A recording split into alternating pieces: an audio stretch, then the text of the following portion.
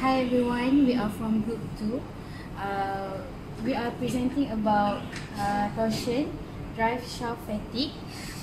We have 6-member group, which is Waylin, Koh Heu Hoi, Auni Farhan Ashwa, Situna Fahana, Hazim and Amirul Fakri. Torsion is a structural which can increase shear strength in the material.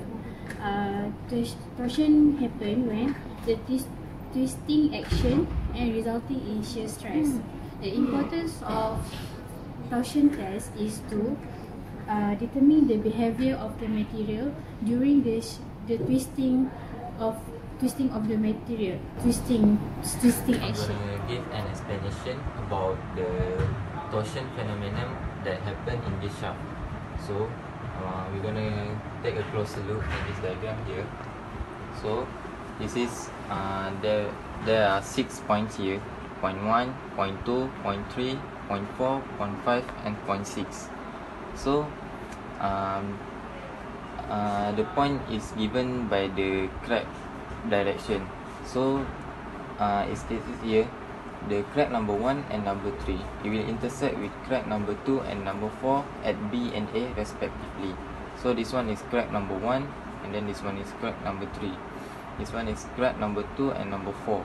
So it means that the crack number 1 and number 3 is going to this direction, while crack number 2 and number 4 is going to this like direction. So it will terminate at here, as mentioned in the second point.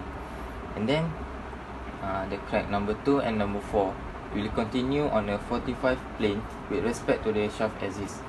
The region defined by 1B2 and 3A4 no longer transmit the torsional loads because it's already terminated here. So it will be it will end at here, and then you continue with this crack. Then the crack running along the surface of the shaft in the progress for a while, but eventually terminates. So this is what it means. The crack is going to this surface, but eventually later it will end at here. So it will show here the crack number 2 eventually turn to crack into 7.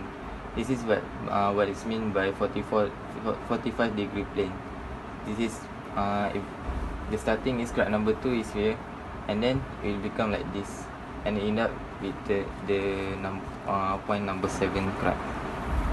So my name is Aziz. Okay, I will start after Amirul Fakri. Okay, come a closer look. Okay, as you can see, the two top quarter section and the lower right quarter section, by clicking on, and then they are chevron almost all the way around the shaft. Okay, that happen here.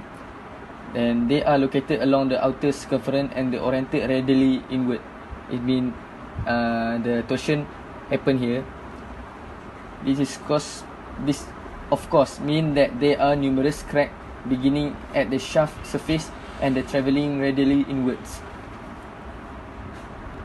Okay, next is the larger loop of the metal or the shaft.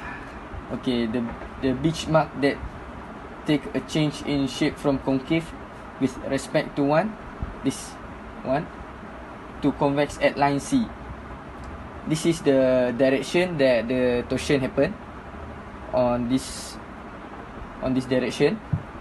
The final fracture in the lower right quadrant lines up with line B. This is line B. And again, this is indicative of a rotary bending failure that has a severe stress concentration. Okay, for the conclusion that the shaft failed due to rotating bending and torsional fatigue. There are several types of torsion tests. The most three common one is failure proof and operational. And in this test, failure torsion test is used. And failure torsion test is a test that we need to twist the sample until it breaks, and this is designed to test the strength of the sample. And there are other measurables values, which are modulus of elasticity in shear, use shear strength, torsional fatigue life, ductility, ultimate shear strength, and modulus of fracture in shear. Okay, so for failure analysis, first we look at the red circle here. When we look at the red circle, we can see we have a fracture phase. So at this fracture phase, we have fatigue zone and we have instantaneous zone.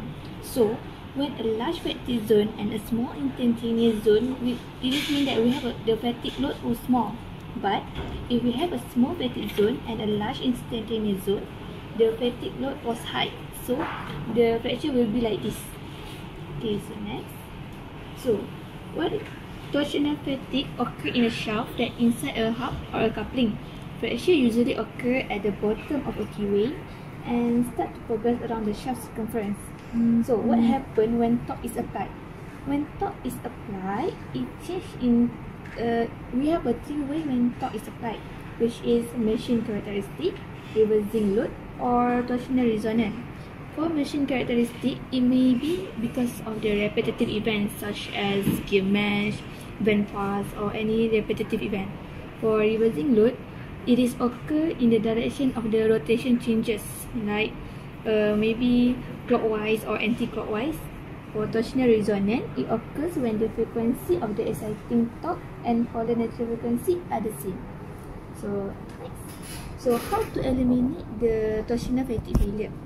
First, we have two different measurements, which is we can use the strain gauge and wireless transmitter, or we can use a ring containing accelerometer and a wireless transmitter. Both of these transducers, we put it on the shaft. So how to prevent torsional fatigue failure? We have three ways, which is we can use the reversing load, so we can change the direction of the rotation changes. We can use the correct machining assembly and installation to eliminate it by incorrect lineage of the shaft, small radius in the key seat or excess clearance. Also, we can identify torque characteristic of the system by machine characteristic also and reversing loads. Okay. So now I will conclude everything up. For this torsion testing investigation, we are using the drive shaft to investigate. Why we want to use the drive shaft is because torque is applied daily on the shaft. So why we have to investigate the torsion on the drive shaft is we want to measure the ability of the shaft to withstand the torque. So when we analyze the failure on the shaft also, we can know that the cracks will be formed on the shaft and it will propagate, and one day it will break and fatigue. So to investigate on the crack also, we can know that why at which point the torsion is applied so that the shaft will be break, and we know that our torsion have to apply before the minimum torsion minimum torque we can apply on it. And the ways to prevent the failure, just like what we mentioned, there are three ways, which are the reversing load, and also we need to identify the torque characteristic and the correct machining, assembly, and installation to eliminate it. So that's all from our presentation. Thank you.